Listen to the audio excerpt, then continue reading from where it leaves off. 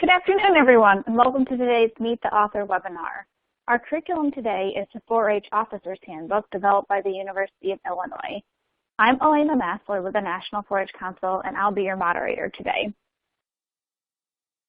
We have just a few housekeeping notes before we begin. First, the webcast console you're looking at can be completely customized, which means that you can open, close, resize, and move any of the windows you have open. The icons at the bottom of your screen represent various widgets. I'd like to highlight just a few of them. First, the question mark represents the help guide, which covers common technical issues. If you are experiencing any technical difficulties, try clicking here first. We've also created a webinar technical guide that's available in the resource list. This document, along with a document called Clearing the Cache, may help if you are having trouble seeing the slides or hearing the audio. There's also a link in the email you received when you registered for the webinar that has a test your system link. So if you're having any difficulties, click on that and make sure that your system is all set up. The message icon in the middle of the list opens the group chat box. We recommend that you open this as it's a great way to communicate with fellow attendees and ask questions of the presenter. The piece of paper represents the resource list. In addition to the technical information, you'll also be able to view and download a copy of today's slide deck, as well as some fillable PDF forms that Madonna will talk about in just a few minutes. There are also links to Shop 4-H and to upcoming webinar registration. And then lastly, the person icon is for presenter information.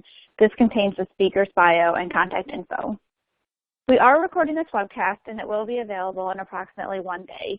You can access it using the same link you used to sign on today. Feel free to listen in again and also to share with colleagues. Our presenter today is Madonna Weiss, Extension Specialist at the University of Illinois State 4-H Office. Thanks for joining us, Madonna. I'll turn it over to you. Thank you, Elena. Glad to be here and just welcome all of you who have joined us today. As we go through the presentation, if you have any questions or want any additional information, please just feel free to type that into the chat box, and Elena and I, one of the two, will monitor that as we go along. We're going to be talking today about the 4-H Officers Handbook. And we have been using this in Illinois for the last year, and it has been a great addition to our club program and really well received by the officers and the volunteers who are working with that.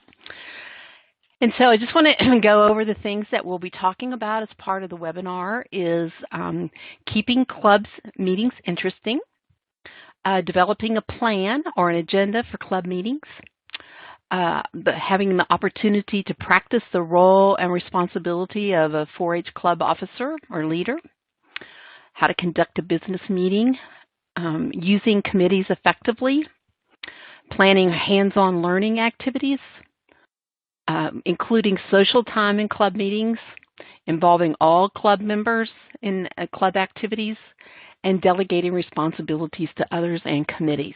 I don't know that you can see this really well from the screenshot here, but on the front cover of our the handbook, which is made to look like an iPad screen, up in the top in the search box, it's called Making 4-H Meetings Fun. And that's kind of the theme of this handbook. So many times we hear kids give us one of their reasons why they don't come back to 4-H club meetings or they drop out is because they say the meetings are really boring. And so what we really tried hard in the Officers Handbook is really instill the concept of having fun and engaging people in active learning as part of the club meetings. And that really goes back to that officer team working with the leaders to make that happen. So you're going to hear me referring to that frequently as we go through the webinar today, because I think it's really important, especially as we begin to engage more and more young people who grew up with media, and you know, they they want hands-on, they want to be engaged, they don't want to sit and listen to people talk at them. So we've tried to incorporate some ways into the handbook that we could make that happen. So again, the theme of making meetings fun is one of the most important concepts that the officers are going to be engaged in. And we start right out from the very beginning asking them, what do you like best about your 4-H club meetings and activities? Why do you participate? Why is that fun to you? The second question is, what would you do differently in your club? They'll have ideas and suggestions and feedback for us, and lots of times people don't ask. But we need to ask and we need to listen because, after all, it is their club. Lots of times volunteers are so invested in the club that they often think of it as their club, but it really belongs to the kids. And so it's one of the things we want to do through this Officers Handbook is give the decision making and the power back to the kids, and it's not so much as adult driven. And then the last question that we ask for them is, how can you make club meetings more interesting and fun? Because we want to get the kids' ideas on that. So our approach is to give officers and committee chairs the ownership. Instead of the leaders having the ownership over the club, it's really the kids. We want to hear the youth voice. We want to give them this freedom to suggest their ideas, what they would like to do to be in that decision-making role, so they feel like they're the ones that are having those real-world leadership and decision-making experiences. And including fun into club meetings, that is so critical, and it's usually the thing that gets cut first because they say, we don't have time. We've got so many other things to talk about. Well, we're going to talk about ways that you can still have time for fun and plan fun into the club meetings. Also is part of making meetings fun is allowing young people to learn from their mistakes. As we give them ownership, as we give them a youth voice, not everything that they attempt is going to work out, but that's not failure. We have to turn that into an opportunity to learn, to think about what we would do differently next time, and build on the things that did work and change and adapt the things that maybe we could make stronger. And as adults, we have to be willing to let the kids make mistakes and use that as a learning opportunity. That's really critical to this whole process. So we started out with 10 helpful hints for club officers. The first thing is they have to know their responsibilities and come prepared.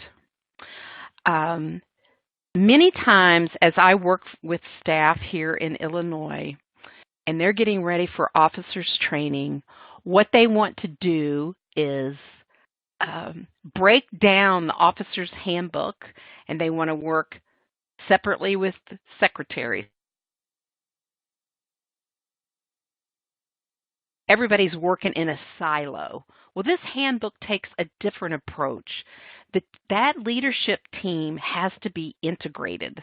They have to know each other's jobs, they have to know each other's responsibilities, and it's a shared leadership. And so they come prepared by knowing what those responsibilities are and then doing the work they need to do ahead of time to be ready for those responsibilities. And at first it starts with developing an agenda. And that's done with the young people working together to do that, with maybe some guidance and advice from the volunteer leader, but the leader's not developing the agenda, the officers are.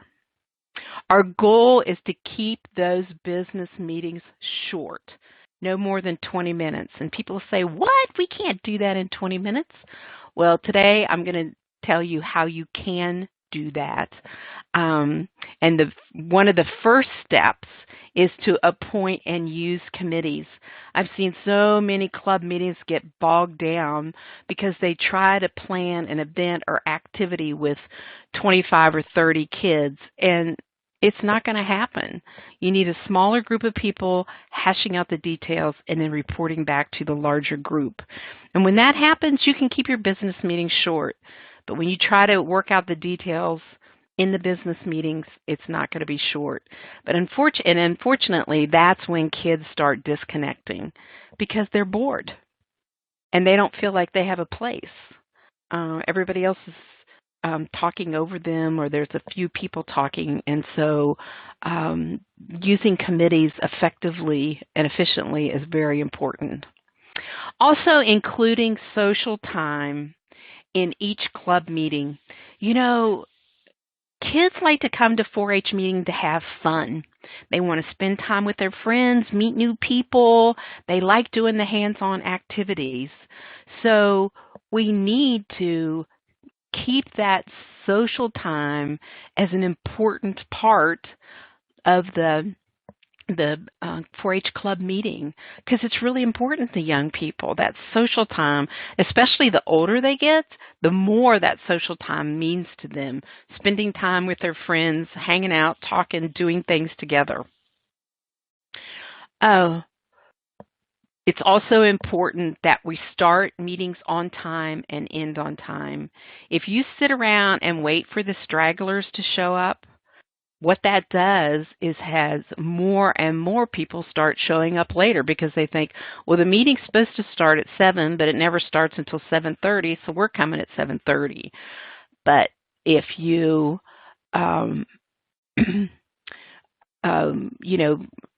start on time, no matter who's there or not, and have the meeting end on time, then people will start coming on time. Ethan has asked the question about whether or not the slides will be available after the webinar, and yes, they will be. You can sign back into the registration tomorrow, and actually the recording will be there, also the slides and some of the resources that I'll be sharing with you today. The next thing is we found very helpful is to just provide some quick hands-on activities for the youth to do as they are arriving. That could be something as simple as making a thank you card or a Valentine or a Christmas card, whatever might be going on. It's just something quick they can do, and they can be working on that as they're waiting for other people to arrive. And that gets people there on time too, because they don't want to miss out on that hands-on time, because it's fun, but it's also social time for them. So that hands-on learning is really critical to the club meeting too. And making sure that everybody has a role and a voice, not just the officers, not just the committee chairs, but everybody in the club. And we're going to talk about ways that you can do that. And then our last helpful hint is assigning each new member a 4-H buddy. And that will serve to help guide that new member through the club, answer them questions, help them to meet new people, talk to them about what an upcoming event's going to be like and what they're going to be doing there. So that really helps those new members get acclimated. So starting with the plan, basically it's that annual club meeting, the annual plan for your club that often just happens on a month-to-month basis. But if you begin to work with the officer team to think about what they want to accomplish over the year and develop a plan for what they want to do each month, that allows them to get guest speakers scheduled in advance, make sure that they're available to help, There also gives time for the budget committee to raise funds if they're needed. It prompts officers to say, oh, we need a committee to plan such and such activity or event that's coming up. And it gives that committee time to plan and report back on the club activity. And again, that really is essential to keeping those business meetings short.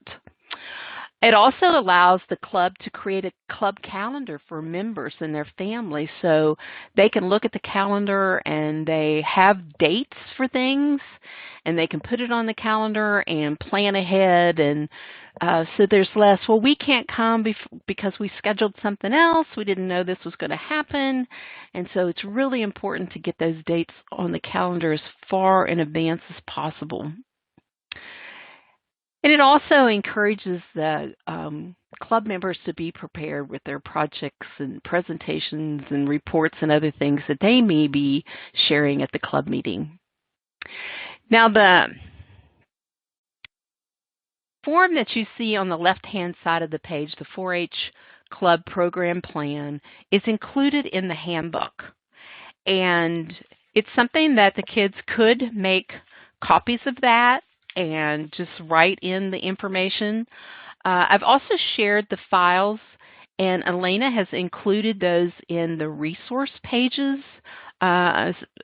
connected to the webinar. So you can pull those out, download them, keep them, share them with your clubs. Also, they're planning to make those available on the 4-H website. So if you lose them, you can go back and access them there too. So we want you to know that these planning forms are available in fillable PDFs as well as hard copy in the handbooks. Again, those are essential components of success, so we want to make sure that you have those items as you need them. Also, part of starting with a plan is developing that agenda. So you know in advance, everybody knows what their responsibilities are. You don't have to say, well, does such and such committee have a report? No. Does this committee have a report? No. You don't have to waste time asking for that. You know who's going to be giving a report. They're prepared. They can make their report quickly. And again, it really speeds up that business meeting. You know, the people that if each month you appoint somebody to lead the pledges, that's already prepared. The officers are ready with their secretary's report, treasurer's report, so forth.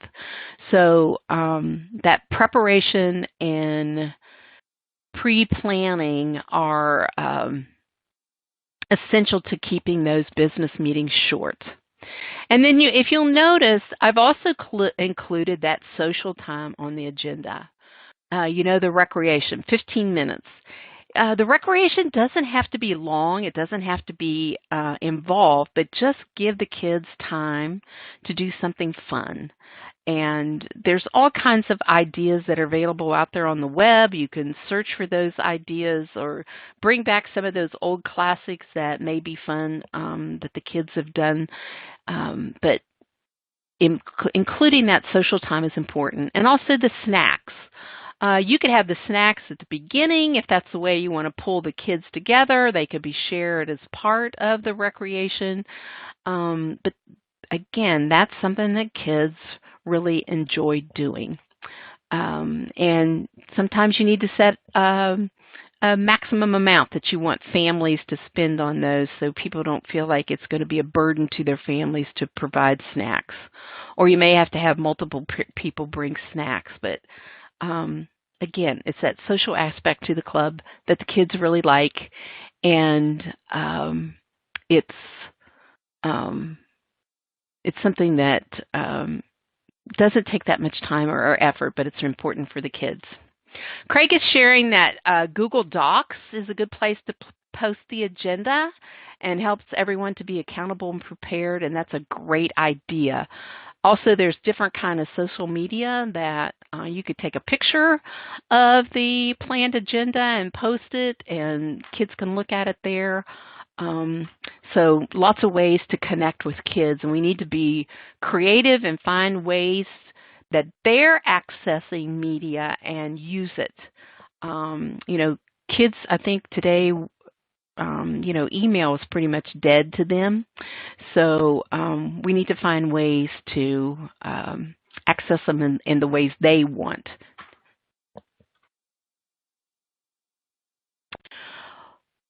Again, appointing and using those committees is essential in making business meetings short.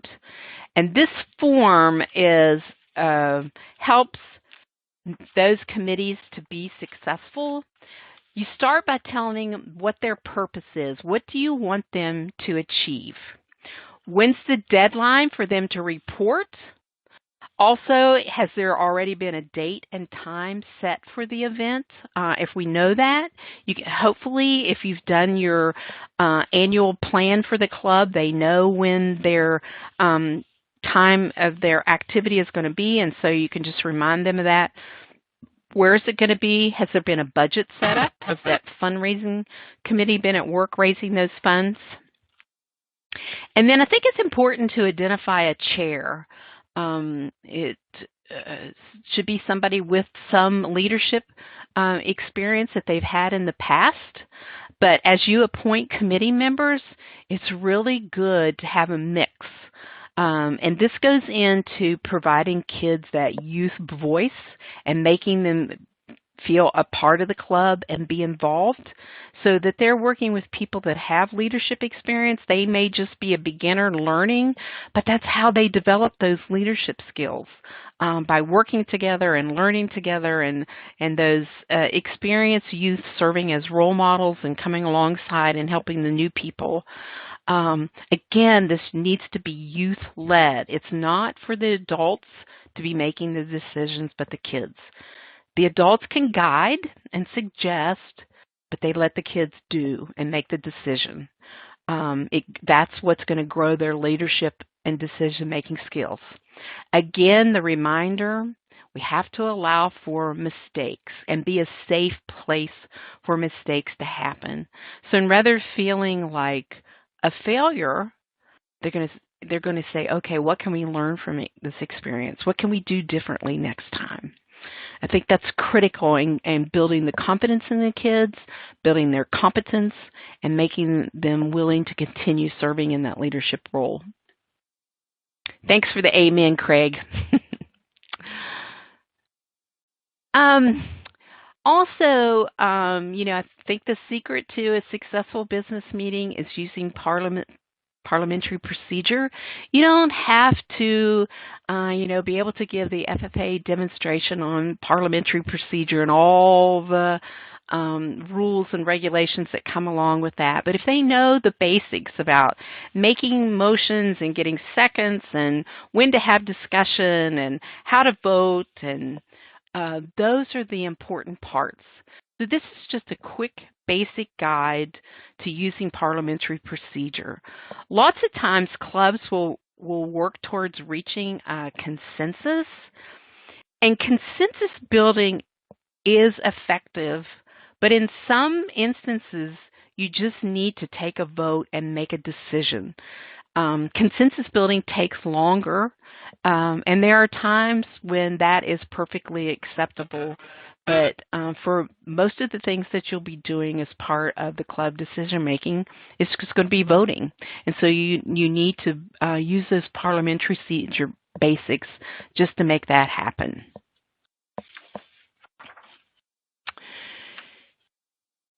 What I've done is for each officer to try and break out the responsibilities and ways that they can be successful in each of their roles. But these are not intended as standalone. They're intended for the group, as an officer group, to be aware of what their responsibilities are. And they can hold each other responsible and accountable, but they also know how to fill in if somebody can't be there, or if help is needed. And so please resist the temptation to make copies of these officer role pages and hand them out individually to the kids. I have to confess that I had staff here in Illinois that were saying, oh, please break this book down in individual pages and send them out to us as PDFs so we can copy them and hand them out to the kids and we don't have to waste money buying the handbook. And I'm like, buying a handbook is not a waste of money. It's the thing that's going to help the kids be successful, and it kind of breaks my heart that we would view that as a waste of money. Because what we're trying to do is help kids be prepared for their roles and help them to be successful as a team, not as individuals, but as a team. And so I would just, again, encourage you to look at the Officers Handbook as a complete package because everybody needs to know about using committees. Everybody needs to know that they have a responsibility in planning and conducting those business meetings. Everybody needs to know that they have a responsibility to come to the meetings prepared, that they need to have their reports ready and not wait and think about it 2 minutes before they're supposed to give the report. So it's a holistic approach to officers training rather than looking at it as individuals. So we have the tips for helping each of the officers succeed, but again, it is to be done in a holistic approach. We have the responsibilities for a vice president, the responsibilities and helping them succeed as a secretary, as the treasurer, and then also as the reporter. Craig has posted, have you considered making an online version that could serve as a record for the club? All the club data saved online? Craig, I think what they could do is with the fillable PDFs that we're making available, that they could save those in a cloud or a box file where the club members could have access to that. Could be a record for the club. So I might need to think about that a little bit more, but we've tried to make those forms available electronically, and they are fillable PDFs, so they should be able to save them through resources that are available online. And again, it could be in Google Docs. So I think they could be compiled that way. You have any other thoughts on that, Craig?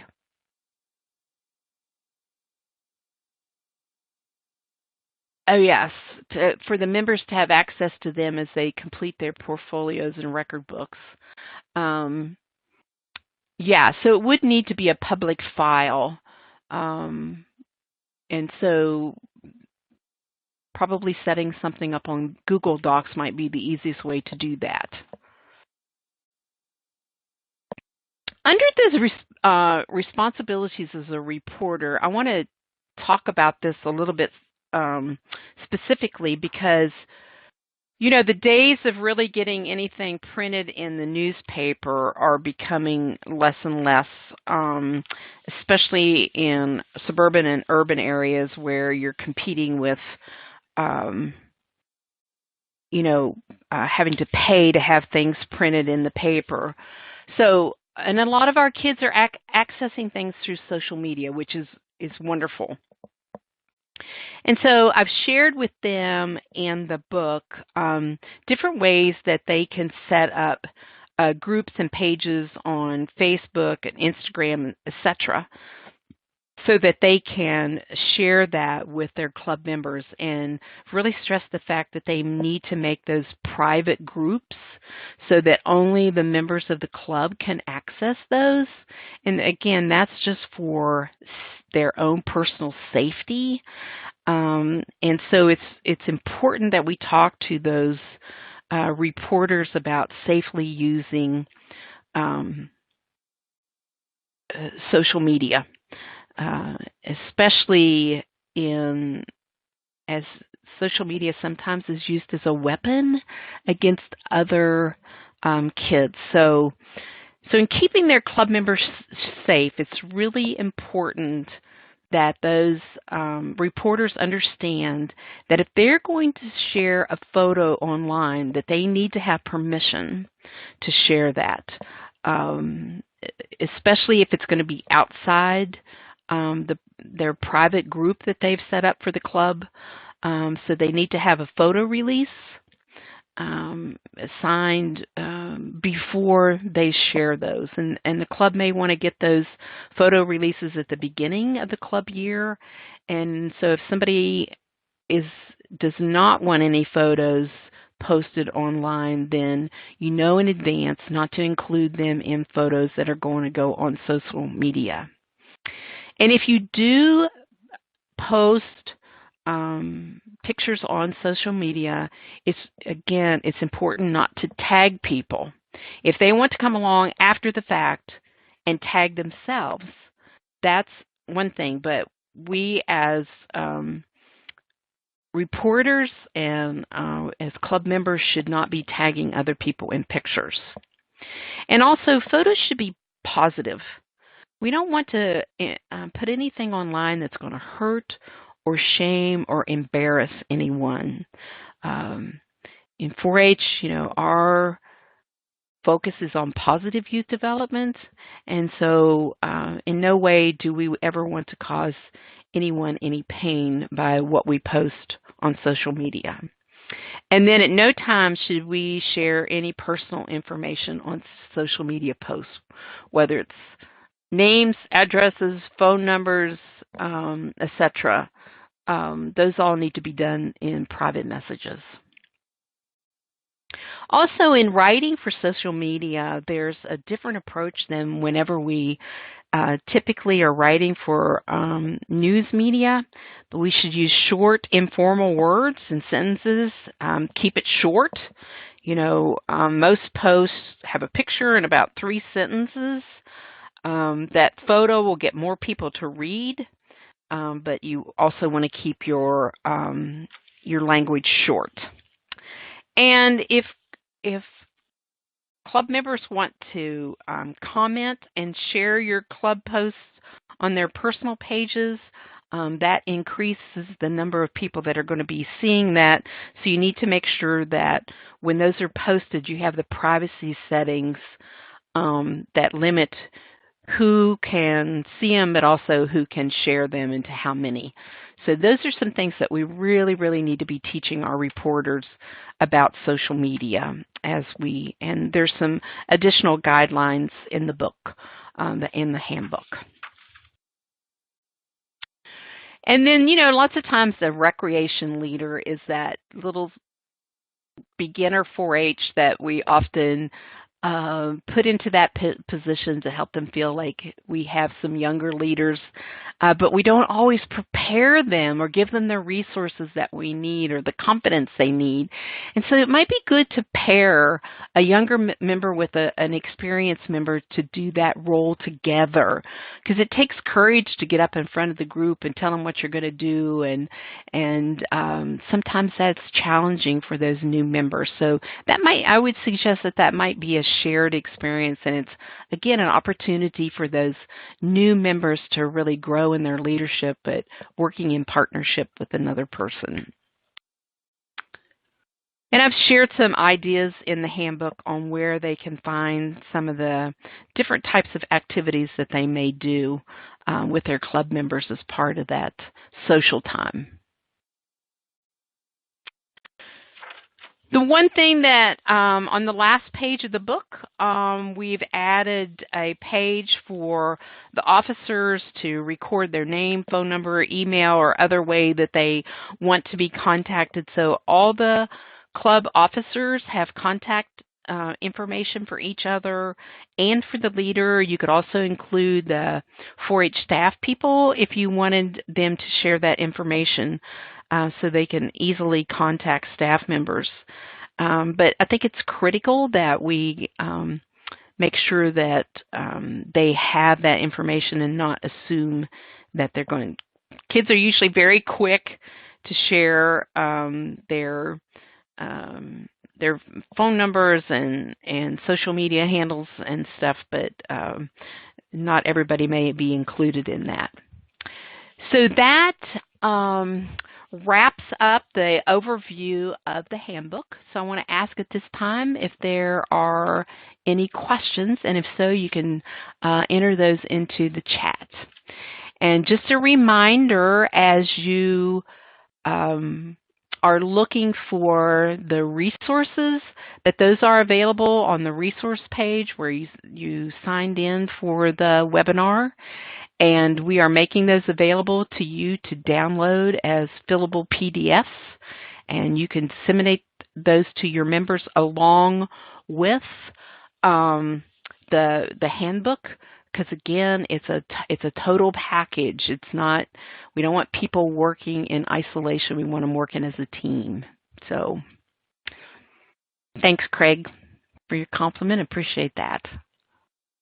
We've had really, really positive response to the Officers Handbook, and I will say that Elena and the people at National 4-H were really good at holding down the cost and packaging it so you know, it's easily accessible to the officers, that it's not cost prohibitive, because what's important is the kids have the book and they can use it and money doesn't become an issue. So.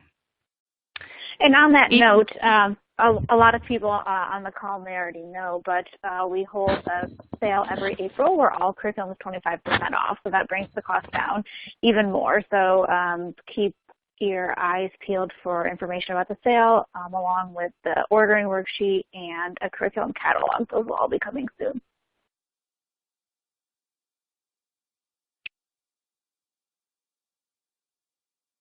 Okay, are there any questions? Go ahead and type them in the group chat box if you have them. This has been super informational, so I hope everyone is able to, you know, keep a copy of the slides, download the fillable PDF. Very handy. I'm a 4-H'er myself, and it definitely would have been helpful all those years ago when I was running club meetings or trying to run club meetings. So while we're waiting to see if any questions pop in here, I will just mention that this is our first day of webinars. So we had one webinar earlier today on the 4-H Family Handbook, another great resource, and then we'll have webinars on Wednesdays now through the middle of March. So you can access the webinar registration page by clicking on the link on your screen. And if you're unable to attend a webinar, if you have any technical issues, everything is recorded and it is available. So if you go to the registration page, just register that the webinar is upcoming and you'll be taken to the recording.